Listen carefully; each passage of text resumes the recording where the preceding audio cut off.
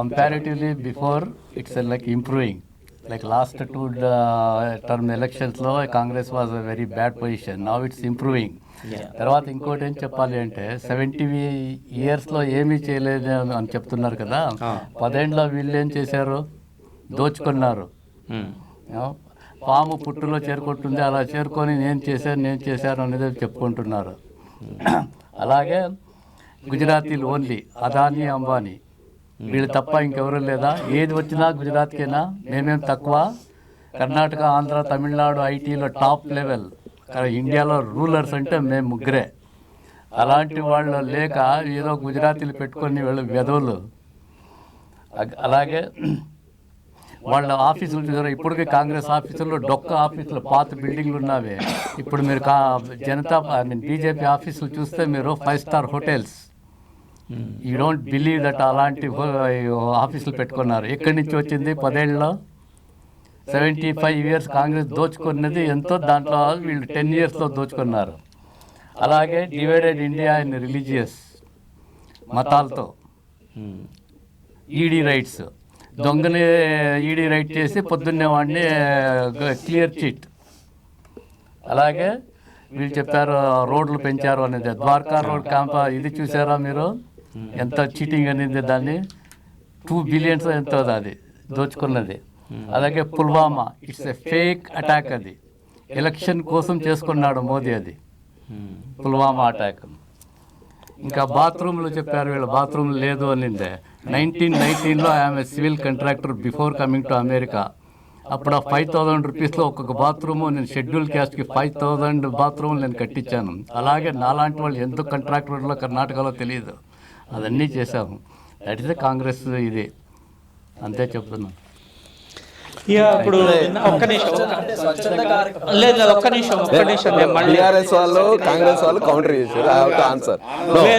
ఒక్కసారి నేను తనకి ఛాన్స్ ఇస్తాను. ఎందుకంటే విలాస్ గారు తన కౌంటర్ గా కాంగ్రెస్ కి ఇప్పుడు వీళ్ళందరూ కూడా ఫస్ట్ నేను మాట్లాడినా ఒక్క నిమిషం. నేను ఫస్ట్ మాట్లాడితే నా టాపిక్లన్నీ వాళ్ళు కౌంటర్ చేశారు. నాకు వాళ్ళని కూడా కౌంటర్ చేయడానికి ఇవ్వాలి. ఇప్పుడు శంకర్ గారు అనేది గెస్ట్, మనకు అడిషనల్ గెస్ట్గా వచ్చారు, కర్ణాటక రిప్రజెంటేషన్.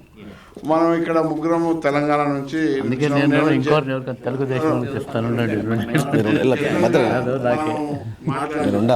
ఒక్క నిమిషం. ఇప్పుడు బిఫోర్ ట్రాన్స్ఫరింగ్ నలుగురు వాళ్ళ ఒపీనియన్ గురించి, వాళ్ళ పార్టీ గురించి స్ట్రాంగ్ ఒపీనియన్స్ ఇచ్చారు. అట్లాగే ఫస్ట్ మన కాంగ్రెస్ ఐఓసీ తరఫున మాట్లాడిన దానికి కౌంటర్గా విలాస్ గారు చెప్పారు. కానీ మళ్ళీ నేను తన కాంగ్రెస్ ఐఓసీ వాళ్ళకి తాను చెప్పిన తనకు ఛాన్స్ ఇవ్వాలి. కాబట్టి మీరు ఎలా ఫీల్ అవుతున్నారు? విలాస్ గారు బీజేపీ నుంచి చెప్పిన దానికి మీ ఒపీనియన్ చెప్పండి. ఇప్పుడు నేను నా బిగినింగ్లో నేను ఒక మాట చెప్పాను. డెవలప్మెంట్ అన్నది constructive, it has to be progressive. Development అన్నది సడన్గా రాదు. ఈరోజు 10 ఏళ్లలో మోదీ చేశాను అని అంటున్నాడు. మోదీ ఇప్పుడు మనం ఒక ఫార్మింగ్ తీసుకుంటే విత్తనం వేయాలి, తర్వాత దాన్ని మనం మెన్యూర్ వేయాలి, తర్వాత నీళ్లు పోయాలి, అది పెద్దగా అయి పండు కాస్తుంది, తినాలి. మోడీ ఇవన్నీ పండు కాసే టైంలో వచ్చి ఆ ఫలంని ఆయన తినడం పిచ్చల విడిగా వేస్ట్గా పడేస్తున్నాడు. That is not progressive development. Congress has built over period. ఆయన స్కామ్స్ గురించి చెప్పాడు. 2G స్కామ్ అన్నాడు. 2G scam is a joke. 2G was not a scam. 2G స్కామ్కి మోడీ గవర్నమెంట్ వచ్చిండ్రు, వాళ్ళు ఎంతో ప్రయత్నించారు పట్టుకోవడానికి, ఏం పట్టుకోలేకపోయారు. 2G స్కామ్ అన్నది ఏం చేసింది గవర్నమెంట్? మనకు డిజిటైజేషన్ రావాలని చెప్పి, మనకు బ్రాడ్బ్యాండ్ కావాలని చెప్పి దాన్ని చాలా తక్కువ రేటుకి పెట్టింది. అది అందులో లభ్యం ఎవరు పొందలేదు. మన telecommunication TRAI has decided and the government BSNL had that. Modi government వచ్చినాక ఏం మన పబ్లిక్ బిఎస్ఎన్ఎల్ షట్ డౌన్ అయిపోయింది. ఎందుకు షట్ డౌన్ నడుస్తుంది? నువ్వు మీరు ఇండియా పోయినాక ప్రైవేట్ తీసుకుంటారు కానీ బిఎస్ఎన్ఎల్ తీసుకుంటున్నారు సర్వీస్. ఇప్పుడు ఇండియా పోయినాక మనకేమో మంచి సర్వీస్ కావాలా? నేను చెప్పిన తర్వాత ఇంకొకటి వీళ్ళు రోడ్ల గురించి మాట్లాడారు. హైవేస్ అన్నది ఎప్పటి నుంచో ఉంది. Highways concept we have to grow, it's a progressive. కాకపోతే ఇప్పుడు ఒక్క కిలోమీటర్ వేయడానికి మనకి ఎంత ఖర్చు వస్తుంది? మన పెద్ద స్కామ్ బయటకు వచ్చింది కదా, ఏ స్కీమ్ అవన్నీ మన ఇప్పుడు వాళ్ళు ఎంత ఖర్చు పెడుతున్నారో దాన్ని బట్టి వచ్చింది per kilometre rate. So it is way expensive the money. ఇప్పుడు మనకు బిట్వీన్ బాంబే అండ్ గుజరాత్ మనకు బుల్లెట్ ట్రైన్ అవసరమా? మనకు ప్రజలకు ఎంతో వేరే కాంగ్రెస్ చాలా మాట్లాడతారు. కంప్యూటర్ ఎందుకన్న మాటలు అన్నారు.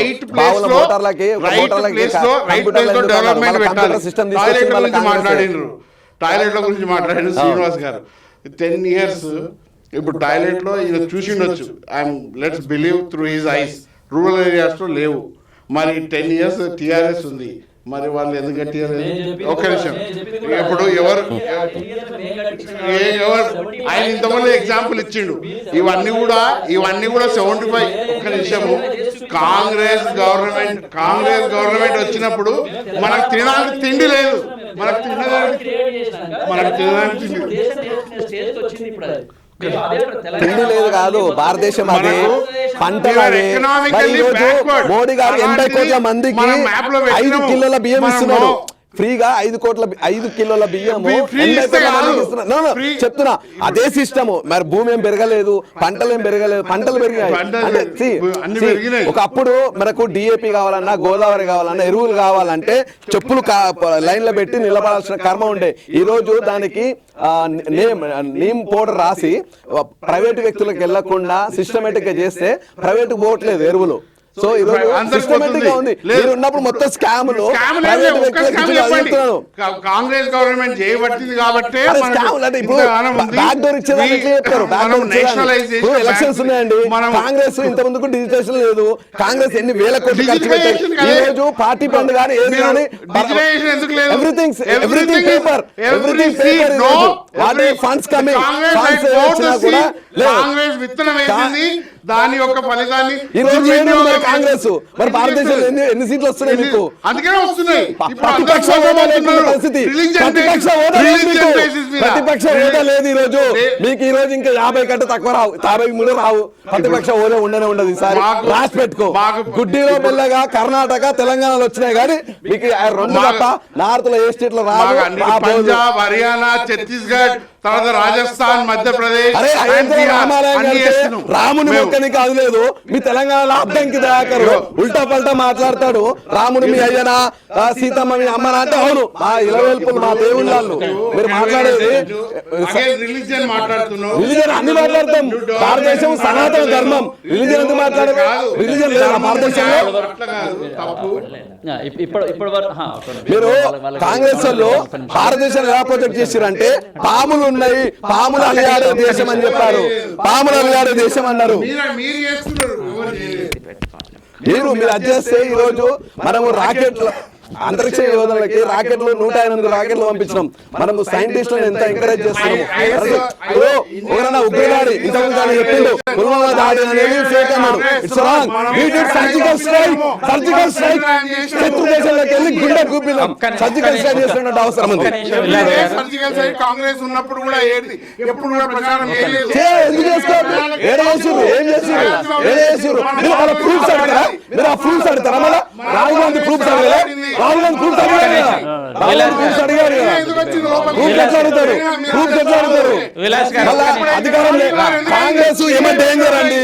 అధికారం లేకపోతే కాంగ్రెస్ డేంజర్. ఈ రోజు పాకిస్తాన్ ఎకానమీ పడిపోయింది. మీరు ఎంత దుర్మార్గులు అంటే Bangladesh economy, Pakistan economy great అని చెప్తారు. ఈ రోజు భారతదేశం ఎకానమీ ఎట్లా ఉంది? బీఆర్ఎస్ 2 ఒకటే అండి. ఇంతకుముందు ఐఐటీల గురించి మాట్లాడారు, ఐఐఎంల గురించి మాట్లాడారు. మోడీ గారు వచ్చినాక డబల్ అయినాయి.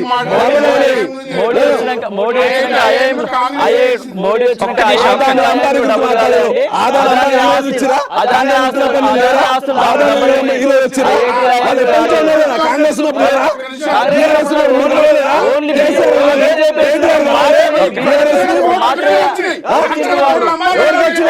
మీరు రాలేదా? ఎందుకు షేర్ మార్కెట్ మార్కెట్లు పెరిగినాయి, మార్కెట్స్ పెరిగితే పెరుగుతాయి. గవర్నమెంట్ అంతా మొత్తం anything happens in India everything is being sold through this. ఇప్పుడు బయట దేశాలలోనేమో ప్రైవేట్ వ్యక్తులు వస్తేనేమో తప్ప కొడతారు. భారతదేశంలో ఒక ప్రైవేట్ వ్యక్తి ఎదుగుతా తప్పదు, దాని వల్ల బీజేపీకి ఎందుకంటే బిజినెస్ పీపుల్ అండి, వాళ్ళు బిజినెస్ చేసుకుంటారు. వాళ్ళకి సంబంధం బిజినెస్. విలాస్ గారు ఒక్క నిమిషం రామ్ గారు ఒక్కసారి మన బీఆర్ఎస్ తరఫున కూడా తను వాయిస్ వినిపించాలనుకుంటున్నారు, ఒకసారి మాట్లాడండి. అంటే ఒకటి ఏంటంటే గొంతు గట్టిగా చేసుకొని అరిచినంత మాత్రాన పార్టీలన్నీ చేసినవన్నీ తప్పులు ఒప్పులు అయిపోవు.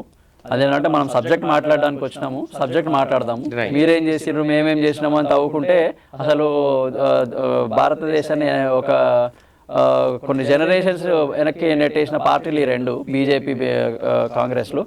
సో అందరికీ తెలుసు, ఎందుకంటే మనం అమెరికాని కంపేర్ చేసుకున్న rest of the any other countries, మన ఇండియాకి ఫ్రీడమ్ వచ్చినప్పటి నుంచి వేరే కంట్రీస్తో కూడా కంపేర్ చేసుకుంటే ఆ కంట్రీస్ ఎక్కడ ఉన్నాయి, ఇజ్రాయెల్ లాంటి కంట్రీస్ చిన్న చిన్న కంట్రీస్ ఎక్కడెక్కడ ఎంతో రేంజ్కి వెళ్ళిపోయినాయి అవి.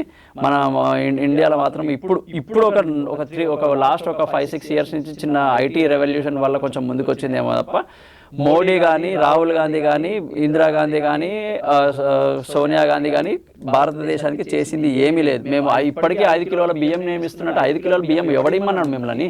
ఉద్యోగాలు క్రియేట్ చేయండి, వాళ్ళకి ఒక జీవన ఆధారం క్రియేట్ చేయండి. మీరు అవన్నీ మీరు చేయకుండా మేము 5 కిలోల బియ్యం ఇస్తున్నాము, కట్టుకోవడానికి గుడ్డలు ఇస్తున్నాము అంటే ఎవరికి కావాలి? అంటే మీరు ఎట్లా చూస్తున్నారంటే భారతదేశంలో ఉన్న ప్రజలు ఒక బిచ్చగాలంలాగా బీజేపీ వాడుకుంటుంది ఇప్పటికి కూడా.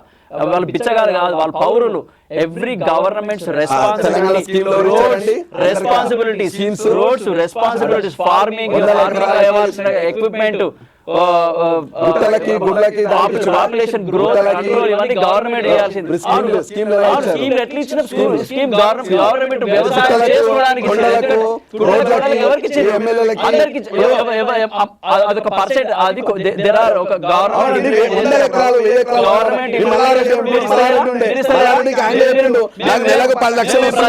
మేము ప్రజలకు వంచినాము, అదాని అంబానీలకు వంచిండ్రు. అదాని అంబానీ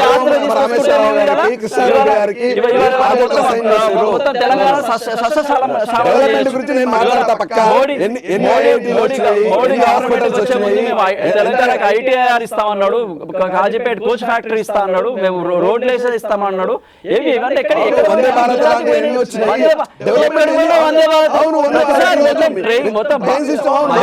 అదే ట్రైన్ ని దేశమంతా కాశ్మీర్ లకు పోయి వందే భారత్ అంటాడు, కన్యాకుమారికి పోయి వందే భారత్ అంటాడు, ఎక్కడ పోయినా వందే భారత్.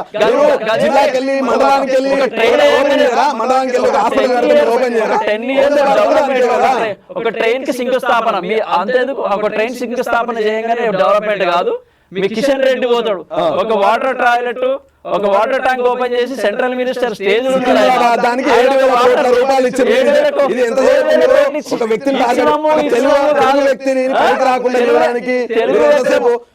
బూత్ పదాలు మాట్లాడుతూ అసభ్యంగా మాట్లాడినట్టు తెలుగు వ్యక్తి లేకపోతే గుజరాత్ నుంచి వచ్చిన వ్యక్తి ప్రాజెక్ట్ కట్టినాము.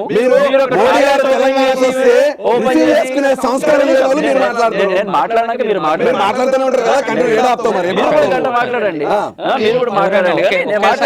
ఎందుకంటే అట్లా మాట్లాడితే అట్లా ఉండదు. కానీ సరే, ఇప్పుడు మేము కాళేశ్వరం లాంటి ప్రాజెక్ట్ కట్టి 1 కోటి ఎకరాలకు మేము నీళ్ళు ఇస్తున్నాం. ఇవాళ రేవంత్ రెడ్డి అంటాడు కాళేశ్వరానికి దాంట్లో చిల్లులు పడ్డాయి. ఎవ్రీ ప్రాజెక్ట్ అది మెయింటెనెన్స్ అండి. వాళ్ళకి ఇల్లు కట్టుకుంటున్నా 4-5 నెలలకి సున్నం వేసుకుంటాము. మెయింటెనెన్స్ ఇవాళ మేము మెయింటెనెన్స్ చేయకపోయి ఉంటే మీ నాగార్జున సాగర్ ఎప్పుడో పడేది. ఇవాళ ప్రతి ఒక్క ప్రాజెక్ట్ కి మెయింటెనెన్స్ అవసరము. ప్రతి ఒక్క ఆ మెయింటెనెన్స్ చేయడంలో విఫలమైన రేవంత్ రెడ్డి ఇలా బీజేపీ మీద, బీఆర్ఎస్ మీద ఏదో పసిపూసి మారడికాయ చేసి బీఆర్ఎస్ మీద అపనిందలు వేద్దామని ట్రై చేస్తుండు. దాంట్లో బీఆర్ఎస్ కూడా కాంగ్రెస్, బీఆర్ఎస్ బడే మియా చోటే మియా అని చెప్పి ఇద్దరు కుమ్మక్కై బీఆర్ఎస్ ఎక్కడ రీజనల్ పార్టీస్. ఎందుకంటే ఇవాళ Bharat needs Congress or BJP mukt Bharat. So అంటే రీజనల్ పార్టీస్ కి చాలా ఎంతో ఆవశ్యకత ఉన్నది ఇప్పుడు. ఎందుకంటే రీజనల్ పార్టీస్ అండర్స్టాండ్ లోకల్ గా ఏం జరుగుతున్నాయి, లోకల్ ప్రజలకు ఏం కావాలి, శ్రీనివాస్ గారు, శ్రీనివాస్ గారు, లోకల్ ప్రజలకు ఏం కావాలి, రీజనల్ పార్టీస్